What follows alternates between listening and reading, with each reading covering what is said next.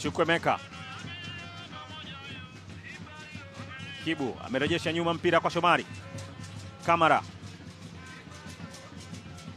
Pasi yake kwa Shomari Kapombe. Kibu anampitia tena Shomari Kapombe. Shomari kavi pass kwenye nafasi Elie Mpanzu. Kibisawala Elie Mpanzu kwenda kuifanya kazi nzuri sana ya kukamilisha ile mpira kwenye net. Unakumbuka hicho ambacho amekifanya Elie Mpanzu, waliotazama AFCON, shabiki maarufu kwelikweli ya Jamhuri ya Kidemokrasia ya Kongo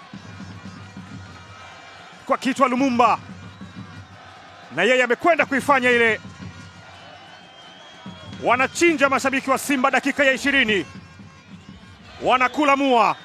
Pasi ilianzia kwa Shomari Kapombe, akapewa Kibu Denis Prosper, akapitisha kwenye njia tena. Pasi ya viwango ile, wote wamekwenda mbele, mpira ukaenda kumfuata Elie Mpanzu Kibisawala. Catalyst kwenye eneo hatari, anakwenda kuandika bao la kuongoza kwa Simba.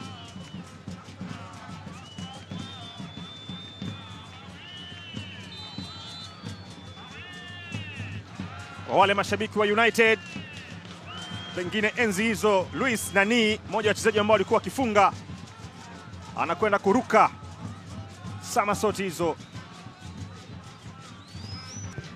Inazungushwa cross na Omari Manga. Kasim anajaribu mpira mbona kwenda kuja kwenye net. Bao kali kabisa. Wanasema hata miwa inaweza ikaua. Sukari ikizidi unapata pressure, unakufa. Magata Frederick anawapeleka kati wekundu wa Msimbazi. Bunduki ile, angefanya nini Hussein Abel kwenye eneo kama lile? Tazama mpira wa Wilson Nangu aliokoa, lakini kasetiwa pale pale na Kasim Shaibu. Magata Frederick kwa mguu wa kushoto amepeleka kubaya, atupele kubaya huko kwa Hussein Abel.